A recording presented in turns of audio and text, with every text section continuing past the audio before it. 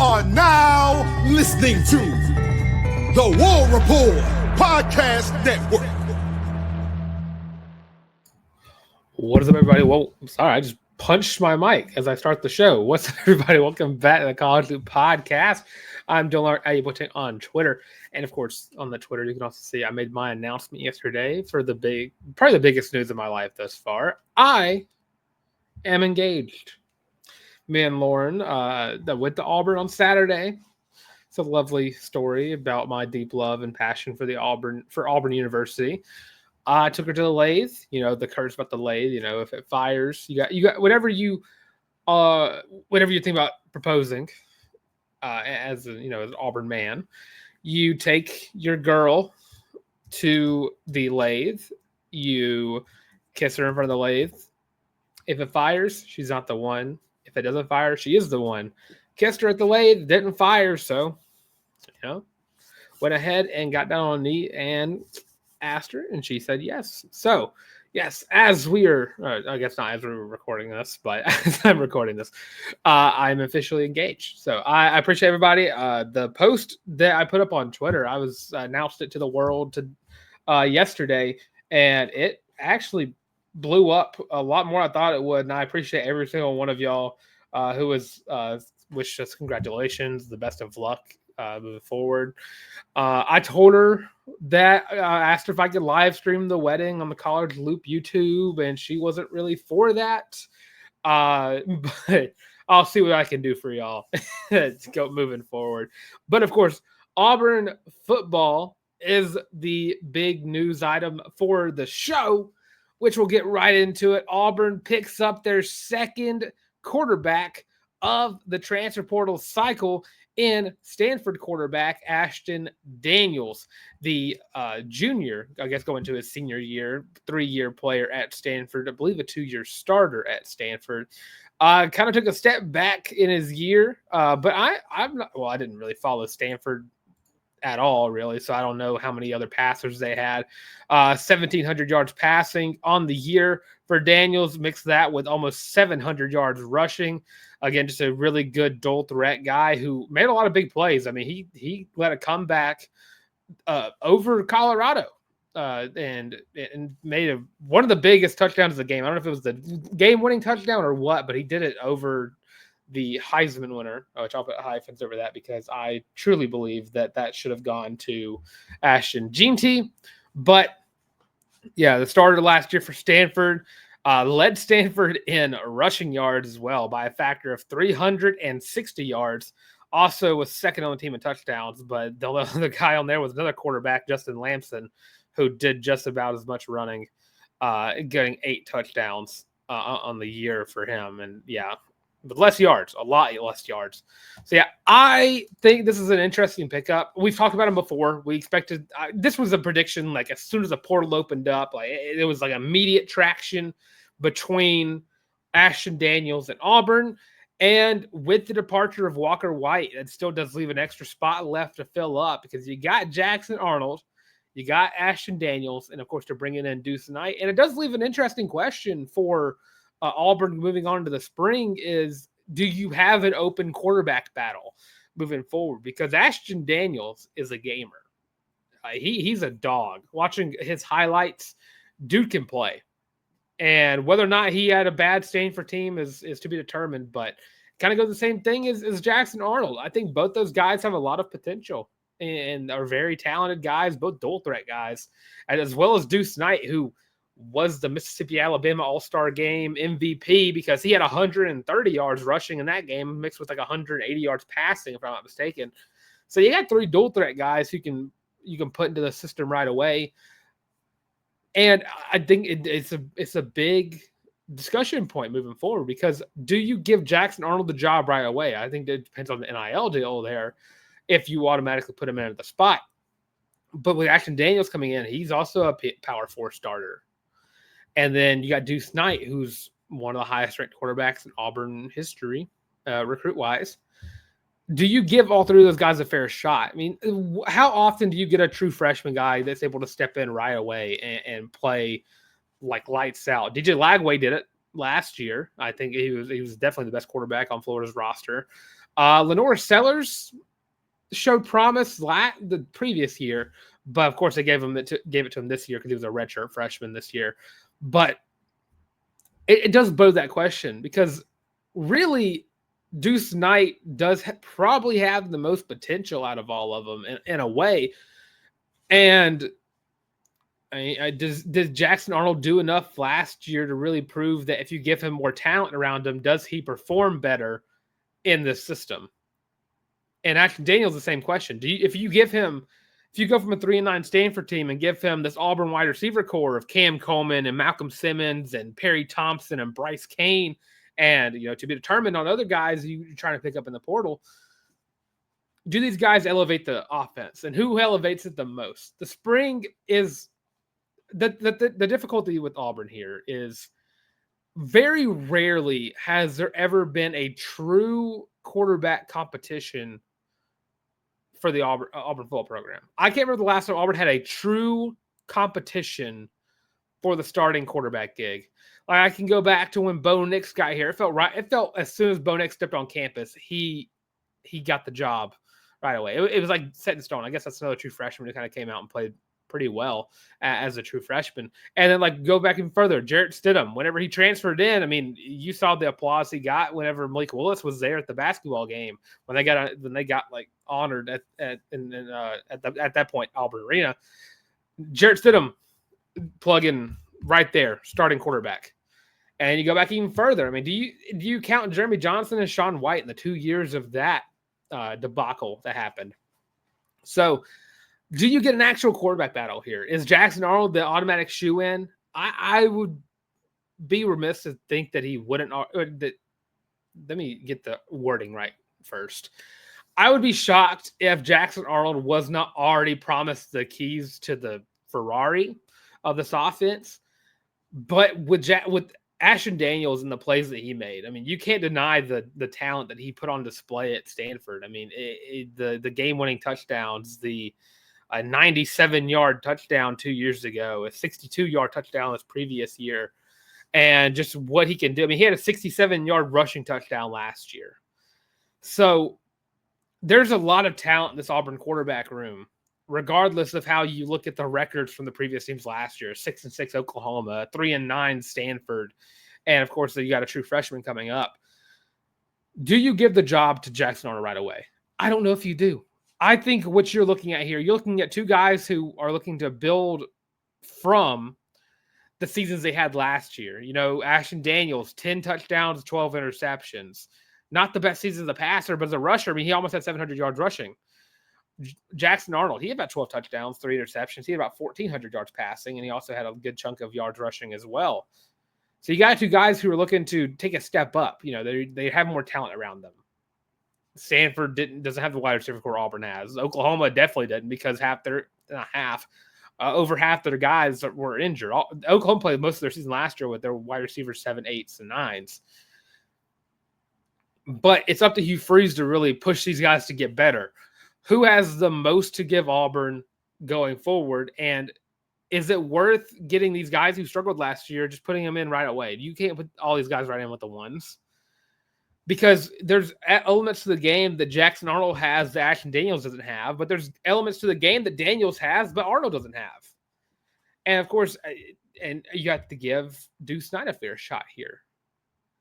I think that's what you got to think about. And of course, there's an extra spot to give. I don't know if you go and get someone in the next cycle or if you get someone just in this one, trying to find someone who's willing to probably go ahead and get the quarterback 3 spot or the quarterback 4 spot.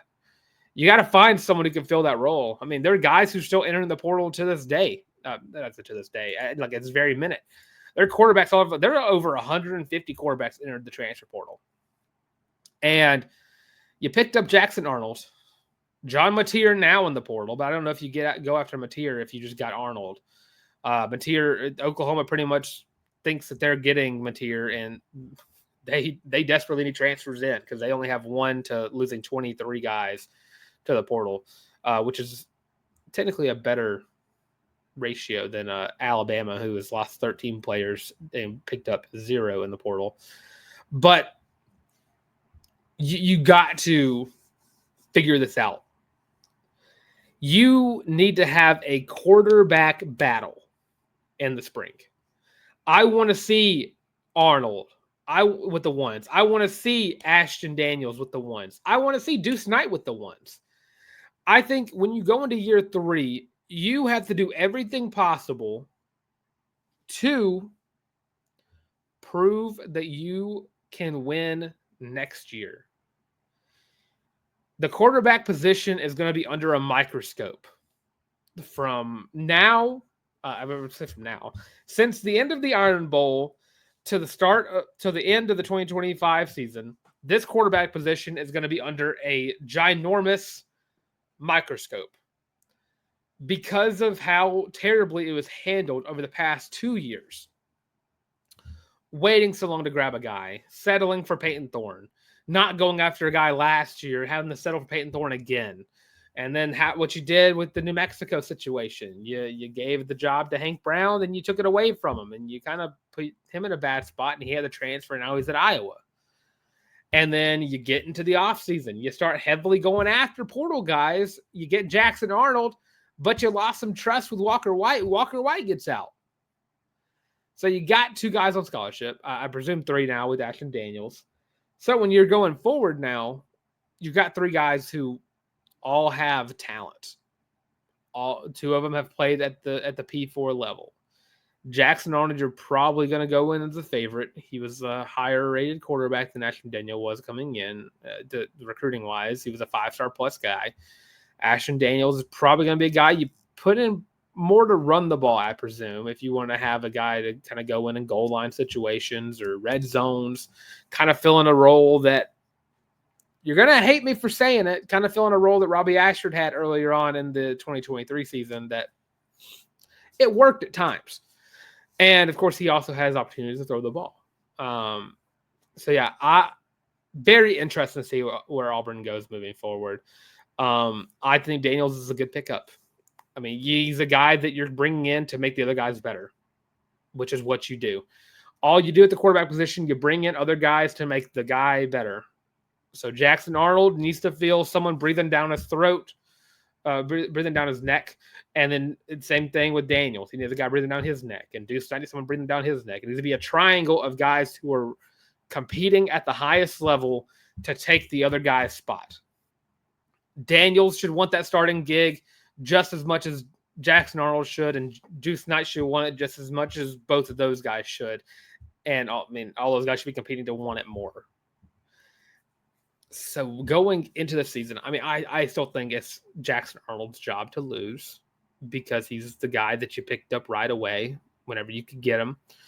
But I think you got to give everybody a fair shot. You got to prove that you're willing to win now. You gave Peyton Thorne the job right away. It wasn't really a battle. The big thing with the 2024 going to 2024 season was the quarterback battle for the backup gig, which Hank Brown won, which I think he didn't have the year prior. And then after that, was pretty much set in stone. The Holmgarner was gone, which that was pretty much established whenever Harsin was fired. I pretty much assumed he was going to be gone at some point. But yeah, I think people's minds have kind of shifted on what they think of the Daniels commit. I know whenever he was first projected, everyone thought, oh, well, Freeze just messed it up again. He's gonna bring in another starting quarterback who's not any good. But without watching the film on Daniels first and then just automatically assuming that this was going to be the guy, Daniels is going to be the guy to try to push the what's the word I'm looking here? No, I don't want to say narrative. What's the word I'm looking for? I'll let y'all determine in the comment section. But you have to get guys who can push the other guys forward. If you have 3 quarterbacks all won that starting job and are all given equal opportunity to battle for the starting job, you have 3 quarterbacks that are simultaneously competing for a job, trying to get better than the other, which in turn helps progress the talent and development of all 3 guys. It's a nice, not symbiotic, but what's the word? Symbiotic is something else living off another thing, but mutually the quarterback development will grow if you allow all 3 guys to compete for that one job. And when you find the one guy, I mean, I would, if it's Deuce Knight, it's Deuce Knight. If it's Jackson Arnold, it's Jackson Arnold. If it's Ashton Daniels, it's Ashton Daniels. And if it's the fourth guy, it's the fourth guy. But I think you got to give equal opportunity here. Every single one of these guys comes into Auburn with a clean slate. We know what they were. Let's see what they will be at Auburn. So Auburn has Ashton Daniels, of course, adding a few other transfers as well. Moving on to the transfer portal class, Auburn picked up a few guys since the last time we met each other. Ashton Daniels got picked up. Auburn also picked up 2 defensive backs. Tay Seymour out of Georgia Tech, 3-star on 3. Coming in again from Tech, had a decent season at Georgia Tech. I don't think he played so much. Not mistaken. I think he had like 20-ish tackles on the year. I was bringing up all the. There we go. So Tay Seymour, 28 tackles. He had 2 pass deflections. His best game of the season came against Syracuse, where he had 10 tackles. And then he had 7 against Notre Dame.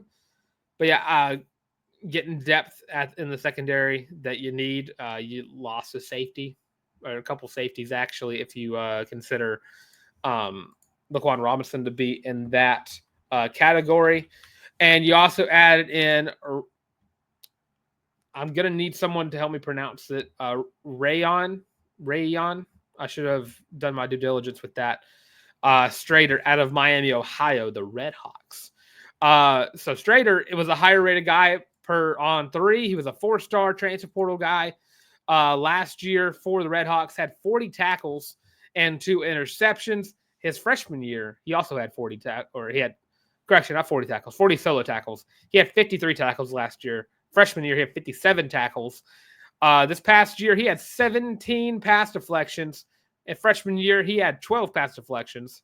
Then 3 interceptions combined in his career, 2 last year, 1 the year prior. So you get a very talented younger corner plug into this defense and rotation. Because going in next year, you have Jay Crawford who's going to be coming in for this sophomore year. Kyan Lee is going to be a junior. You lose Keontae Scott to the draft, but you might want to give some time for some of the other DBs to get in. You are very thin when it came to the defensive back depth last year. If a guy went down, you started sweating a little bit. So this is a way to fix that. You can bring in a really talented defensive back. Auburn currently, I mean, as it says, has the number 1 portal class, but as I'm recording this at 10:50 p.m. on Monday, December 16th, Auburn has number 2 class right behind Texas Tech, and it's really just because Auburn has more transfer outs. Auburn's picked up 7 guys to the 12 that they've lost. But again, some of the guys that they've lost, I mean, that's one guy we got to talk about in whole here is losing Amaris Williams. That does suck. I hated the fact that Auburn lost Amaris Williams, but I wish him the best of luck. If Auburn can bring him back, it'd be awesome. I think that's still ample opportunity for Auburn to do that. From what I've been seeing, a lot of it is because Josh Aldridge, the outside linebackers coach / edge rushers coach, has agreed to the East Carolina defensive coordinator job. So a step up for him, going from position coach to coordinator. So wish him best of luck over there. I do wish that means that Amaris Williams could potentially come back to the Tigers, because he's so good. In the limited time he got to play last year, he was so good. And I really hope he stays. But Auburn also has Jamonta Waller, who I think is just as good as Amaris Williams. Auburn picked up a lot of great edge rushers and also brought in a lot of good edge rushers in this past class as well, especially guys like Jared Smith leading the charge there. So, and JJ Falk, the little brother of Keldrick Falk. So, super sad to see the talent Auburn's bringing in, but hopefully I would love to see Amaris Williams back in orange and blue next year. So, yeah, I picked up 2 defensive backs. And, of course, we talked about Sunday. You brought in a running back, a punter, and an offensive tackle. And then, of course, now you got 2 quarterbacks to add to the Deuce Knight. The Deuce Knight being the only quarterback that Auburn brought in from recruiting, still on scholarship at the school he signed with. So, yeah, Let me know what you think of the quarterback room, who gets the job, and why. Leave that in the comment section below. And then now it's time for a little rant session. So as you can see, the biggest debate that's been happening over the past week or so has been, should Deuce Knight wear the number 2? So in like commemoration of this rant, I am wearing my Cam Newton jersey. Don't mind the rip at the seam right there, but I'm wearing my number 2 jersey that I wear a lot for games. The white jersey, Auburn's away jersey is their best jersey, might I say. And if they get an orange jersey, might change my mind on that. But right now, the white jersey is Auburn's best jersey. Sue me if you think otherwise. But Deuce Knight's name is Deuce Knight. Deuce meaning 2. He has worn 2 all of his football career. His name is Deuce. He has emulated his game after Cam Newton. Cam Newton loves Deuce Knight. And a lot of people have been speculating that the number is not retired, so Deuce Knight should be able to wear the number 2. And with that, I raise this fact. There's a statue of the literal superhuman athlete Auburn was able to get out of JUCO, and in one season lit the college football world on fire. 14-0 SEC championship. Amazing comeback win to beat Alabama in Tuscaloosa. The last time Auburn won in Tuscaloosa, by the way.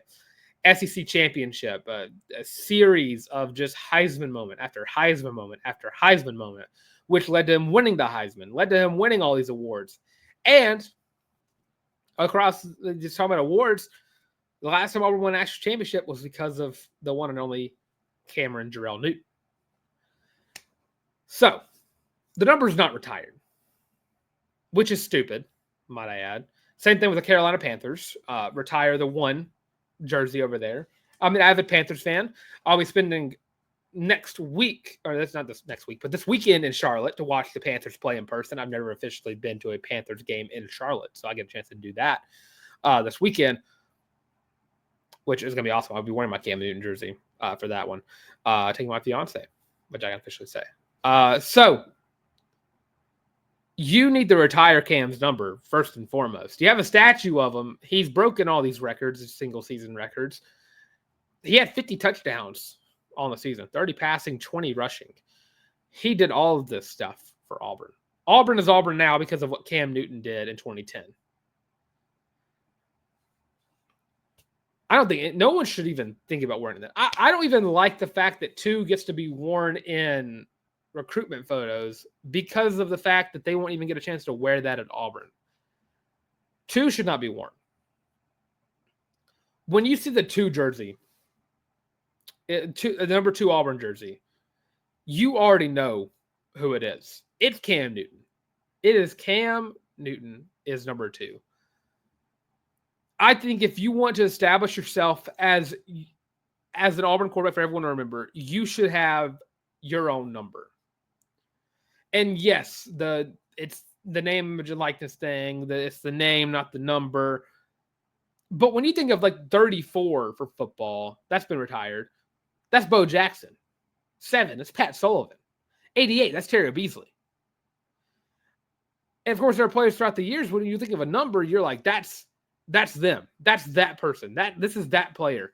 Like things like 90 and Nick Fairley, 89 and Darvin Adams, and guys like that. 38 and Daniel Carlson. Alex McPherson is wearing 38 right now, and I think he has an opportunity to be, I don't want to say just as good as Daniel Carlson, but had he had the season, had he been healthy this season, I think we'd be talking about him in the same facet because of how good McPherson is. But when you have a guy like Cam Newton, and of course he's up there, and Nick Fairley's up there too, and Daniel Carlson. But when you have a guy like Cam Newton, who is known by not only the college football sphere, but the football sphere. Every football fan, longtime football fan, knows the name Cam Newton. They've seen the highlights. They saw the 2015 MVP season, the Cam VP season, where he led the Panthers to the Super Bowl and made me so very happy. And then the the tackle named Mike Rimmers crushed my dreams by not blocking Von Miller, which I put. If you blame Cam Newton for the Super Bowl loss, I don't like you. It's Mike Rimmers' fault because I swear I'm not good at football. I didn't play in high school because I couldn't play. I wasn't good. But I put money on myself. I think I could block Von Miller better than Mike Rimmers did in that Super Bowl. But when you have a guy like Cam Newton, who is a larger-than-life presence in the college football world, he was a legitimate superhuman. When you talk about prime Cam Newton, it's talking about a guy who was on pace to be one of the greats. And I still put Cam Newton number 2 as like an all-time NFL dual-threat guy. And I only put Lamar above him because Lamar has 2 MVPs to Cam's 1. And Mike Vick's like 5. And you can sue me for that one too. Yeah, I truly think Cam Newton is such a figure in the college, in just the football world, that not having 2 retired is kind of a joke. It's very stupid to not have his number retired. Let me use this as an example too. Deuce Knight, I think Deuce Knight is going to be a great quarterback. I truly think he is. I think a great number for him to get would be 1, just to have a clean slate for that number. So Cam Newton, just to talk about the aura that he has as an Auburn, and I know that I'm a fanboy for Cam Newton. So this is like, if someone badmouths Cam Newton, I'm usually the first one to like step up and start arguing with someone. I swore up and down after he high-fived me again for the homecoming game against Chattanooga, I was never going to wash my hand again. That has changed, by the way. I washed my hand several times after that happened. But regardless, Cam Newton did that to Auburn football. Deuce Knight hasn't done that yet. So I think going forward, and just to tie this all together, Deuce Knight needs to establish his own like standing. Like Deuce Knight is already such a presence now because of, he flipped from Notre Dame. He's a 5-star quarterback. He has all this. He has all the talent in the world. Quarterback of the future. The guy who's going to save Auburn football level like aura to him. But when you can't compare him to Cam Newton. Cam Newton is quite literally once in a lifetime player. Like I always hated it whenever you compare this guy to Cam Newton. Joey Gatewood was supposed to be the next Cam Newton. Anthony Richardson is the next Cam Newton, because it's such a joke to Cam Newton. So Deuce Knight emulated Cam Newton, and he also agreed with Cam that, don't wear my number. This is my number. Do your own thing. And I think that's a great thing to do. It's nothing to spite Deuce. I think Deuce is going to be great. All the talent in the world. Potential is through the stars. But I think even if his name is Deuce, the number 2 should not be allowed to be worn by anybody. It shouldn't be. The 2 is Cam, as well as Cam is 2. In the NFL, the number 1 Panthers jersey is Cam Newton, and Cam Newton is the number 1 on the Panthers. That's the level of that's the presence that he brought to both those teams. No one should wear those numbers. Build your brand, however you see fit. But I think wearing number 2, despite his name being Deuce, puts him in a shadow that no Auburn quarterback can get their way out of. It would be borderline impossible for a quarterback wearing number 2 to outgrow or outshine the Cam Newton presence, the shadow that Cam Newton brings to wearing the number 2. So all in all, I think, again, Deuce is going to be a great player. He's, again, talent through the roof. I think it's in his best interest to not wear the 2 jersey. That's just me. Again, let me know what you think in the comment section below. I think a good number of people pretty much agree with that sentiment.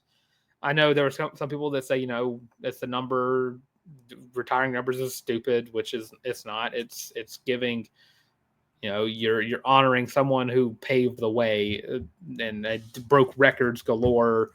Like, it's like, should someone wear 34?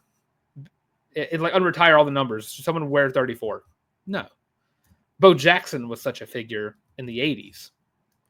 Pat Sullivan and for the 70s, him and Terry Beasley formed such a great connection that Auburn was really good, and that connection stayed true. Yeah, there hasn't really been a quarterback wide receiver duo to kind of do the damage that Terry Beasley and Pat Sullivan did back in the day.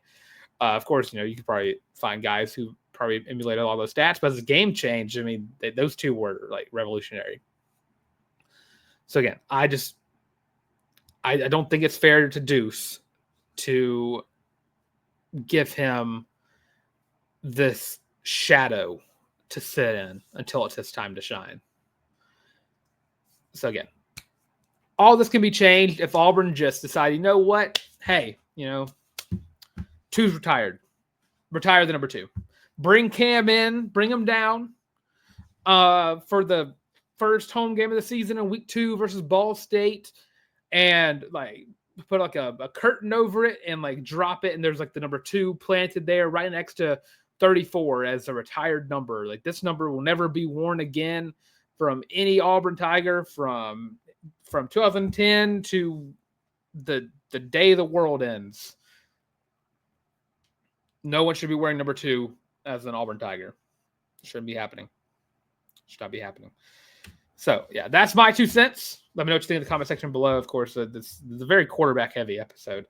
Hitting all the strides here. So we're going to quick little break. Let's have this break. We'll talk about Auburn basketball as the men get ready to take on Georgia State this week, and when we get look on to take Louisiana Lafayette this week as well. So stay tuned, and we will be right back. Are you tired of having to rummage through just clothes after clothes after clothes looking for something to wear? Are you tired of your friends making fun of you for your terrible fashion sense? Well, do we have the shirt for you? Go to thewarreport.com, get your laptop out and do it right now.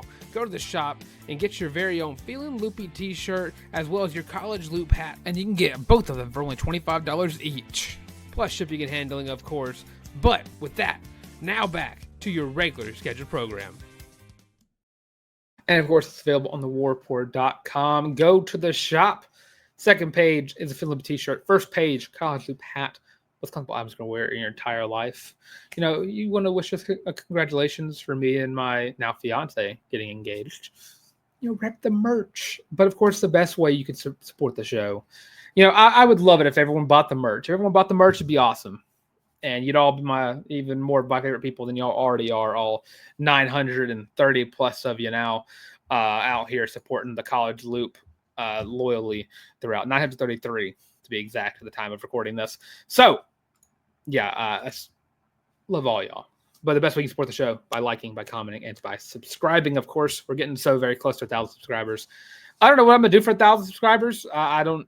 If y'all have any ideas for what I should do for 1K, let me know in the comment section below. I'm open to suggestions for anything. Not anything. There'll be some stipulations. I can't really say the word anything in terms of me doing something on the internet. So yeah, let me know what you would like, if it could be a giveaway, give away some merch, something along those lines. But yeah, let me know in the comment section below for that. Of course, thank you all so much for supporting. We are getting so very close to getting to year 2? Like getting all the way done to year 2. I mean, we're only a week away. I think our first episode was December 24th, 2022. And right now, the time this comes out, we'll be a week away from that. That's crazy to me. That is crazy to me. Again, I love the support. I love all of y'all, and thankful for the support that y'all bring to the College Loop every Tuesday, Thursday, and of course on Sundays as well. Remember this Sunday, debating on what it will be. If it'll be, I'll just have to miss that week because I'll be in Charlotte. I'll be driving back from Charlotte to celebrate Christmas with my future parents-in-law, and of course then with my family as well. So yeah, let me know. Words. Or it'll be a pre-recorded show. I'll record it on Saturday. I'll just go up on Sunday, and then I will be able to talk to y'all. But the conversation will still be lively, hopefully, in the comment section. And then, of course, I'll look back at it, see what y'all said, and probably we'll go over or talk about some of the things y'all asked on that Tuesday show. So, of course, yeah. Moving forward, Auburn men's basketball this week. Let's take on the Georgia State Panthers.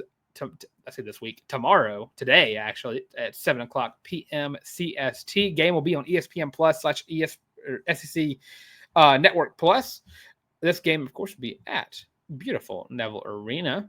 Auburn, if you must know, Auburn is favored to win this game. 99%, ESPN FBI states. Auburn's also projected to win this game by 40. 40 points is what Auburn's predicted to win this game by. That just lets you know how good Auburn is this year. Of course, last time we talked about Auburn basketball, they just got done putting an absolute whooping on the Buckeyes of Ohio State, beating them 91-53. Georgia State's on a 3-game skid, losing to Charlotte on the 14th, 77-63. Before that, lost to Kennesaw State, 81-77, and then lost to Kentucky, 105-76 on the last game of November. So, looking at Georgia State, they got some guys that can score. They got 4 guys in double-digit scoring. Their best 3-point shooter is their center, who's shooting 58% from the 3-point line. I don't know how many shots he's actually put up. But as a team, they're shooting 34% from the 3-point line, 43% from the field. They average a few blocks a game, 2.2. They average about 6 steals a game. Assists, 11.8. Rebounds, 39.4. Overall, they're not a terrible team, but they're 4-6. Struggling in scoring against some of the teams of the large conferences, but also losing to teams like Kennesaw State, who's in the CUSA. So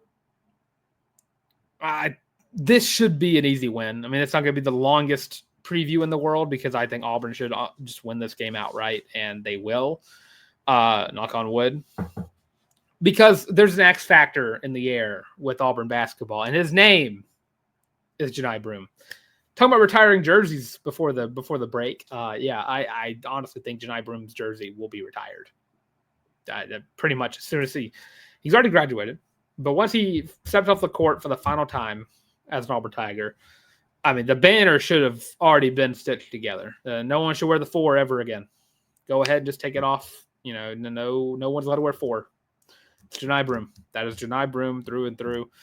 19.7 points per game, 12.7 rebounds a game, 3.8 assists per game, and 2.8 blocks per game. All of those are team highs, which is absolutely ridiculous when you think of assists, and he plays the stretch 4.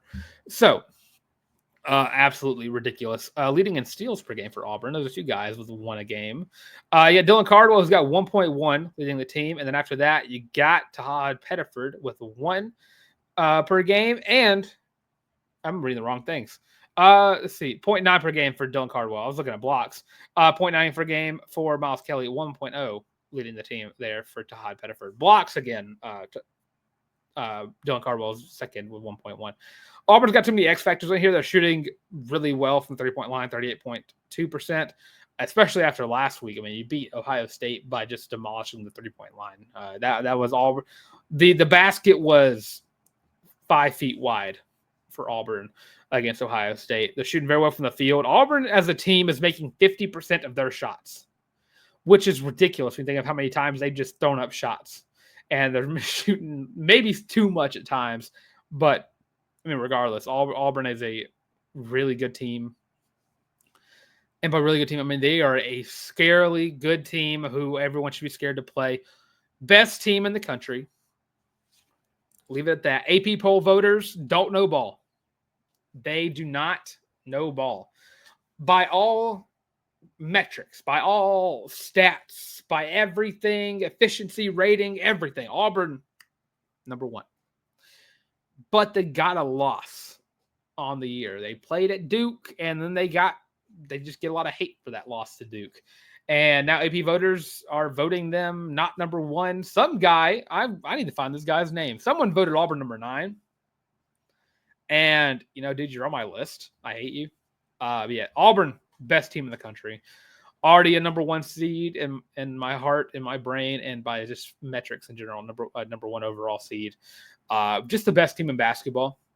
Best team in basketball. Best team in the best basketball conference in college basketball. Just the best team. I don't want to give a prediction for this game, really, because Auburn's predicted to win by 40.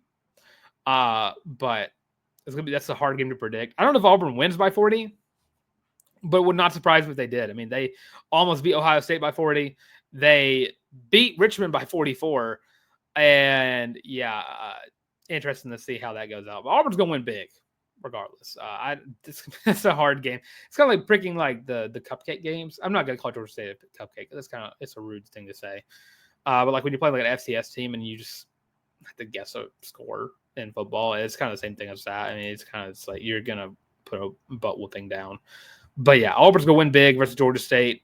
And moving forward, this is after this game, you got to play a top 12 team, top 11 team, actually, not this number 11 team in the country, in the Purdue Boilermakers. That game's going to be on December 21st, which is on Saturday, which is I'm going to try to watch it. I'll be in Charlotte. I'm going to make sure I can watch this game. It'll be the game we talk about on whatever the Sunday show ends up being, or the Tuesday show following. But that's a big game. And you had another chance to prove yourself to the world, playing the most. You've only lost 1 game so far in this absolutely brutal non-con schedule. So another big game to prove yourself with moving forward. So super stoked for that game. But yeah, I think Auburn wins big versus Georgia State. No shocker there. So rounding out the show here, Auburn women's basketball, and just a day away, we'll take on the Louisiana Lafayette Ragin' Cajuns on December 18th at 11 a.m. CST. Game will be on ESPN Plus, or you can listen live on ESPN 106.7, which is as someone who interned for that radio station, it's a great radio station to listen to if you're in the Auburn, Opelika area. Recommend it wholeheartedly. Auburn is currently 7-3, and last, or was it against UAB? Against UAB. Last time we saw him was December 8th. Dealt with some injuries. Only had like 8 healthy players, but overcame that. Beat UAB by 7. Hopefully, getting a lot of those girls back for this game. You got some stars in the making. You got Talia Scott, who is out, who is averaging 20 a game in just the 3 games that she's played. Deona Gaston missed that game and is averaging 19 and 9 on the season, as well as leading the team in blocks by a factor of 1.2 per game. Auburn, again, I think this team is also really good. They just need to find their stride. And I think you can find a way to do that if you're all healthy and ready to go for this game versus ULL. Looking at the game, I mean, Auburn's expected to win this game. ESPN FBI, you list them as a 92.9% chance to win it. Louisiana, fresh off the loss to LSU in the Swamp, 85-57. I think there's an opportunity for Auburn to get right and continue to get right. After your back-to-back wins. Auburn needs to see more wins in the column. After this game, they take on Alabama State on the 21st, and then Norfolk State, and that rounds out your non-con slate, and then you start off your SEC schedule on January 2nd in a Neville Arena against Ole Miss. So you got to get things right. You got to get healthy, and if you can do that, I am still on the bandwagon of this team is going to be a seeded team in March Madness, and not just a team that's going to be, playing in for a spot. This team is going to get their spot with nothing holding them back. Still believe that this team is loaded. They just need to continue to play well and see some wins go up in the W column. And I think this team is going to find that out soon sooner rather than later. So, yeah, I think Auburn wins this game. ULL, what they do well, I mean, they shoot pretty well from the three-point line, 37%. A lot of turnovers per game, though. They don't really pass the ball a lot, only averaging 6.8 assists per game. Auburn, on the other hand, has 15.4 assists per game. So Auburn continues to move the ball around. And also, Auburn has 12.4 steals per game, 4.2 blocks as well, and also averaging less turnovers. So, yeah, Auburn's got to continue to play the good defense that you continue to play throughout the season. And I think everything will be good for Auburn women's basketball. Coach Jay and company just need to see some wins go up. This team will turn things back around. You got 3 losses. That's not bad. You're still first in the SEC because you haven't played. No one's played SEC schedule yet. But no one in the SEC is unbeatable. I honestly, is there an undefeated team in? There's 2 undefeated teams in the SEC, in Tennessee and LSU. But everyone else has lost. So I still think the sky's the limit for Auburn women's basketball, and I can't wait to see what they do this week versus Louisiana Lafayette and how they end the non-conference slate. So that is the stuff of the College Loop podcast, a longer episode, actually. We've been doing pretty well at getting some longer episodes up. So let me know what you think of the quarterback battle. Do you think it will be an open quarterback battle? Do you think every guy will get a shot? Let me know what you think in the comment section below. And, of course, don't forget to like, comment, and subscribe as well. I'm, of course, Dylan Larck, able on Twitter and on Instagram as well at Dylan Larck at DYLANLARCK. Shout me out for being engaged. I'm going to ride that for a while. I'll probably annoy a lot of y'all with it. But, of course, shout us out, on Twitter and Instagram and all that jazz. But, of course, don't forget to show some love to the College Loop right here on YouTube. Get like, comment, subscribe. And, of course, social media platforms as well, Twitter, TikTok, Facebook, Instagram, the works, all those at the College Loop. And, of course, the audio version of the show on Spotify Podcast, Google Podcasts, Amazon Music. And all that being said, thanks for watching some of the College Loop podcast. And as always, War Eagle.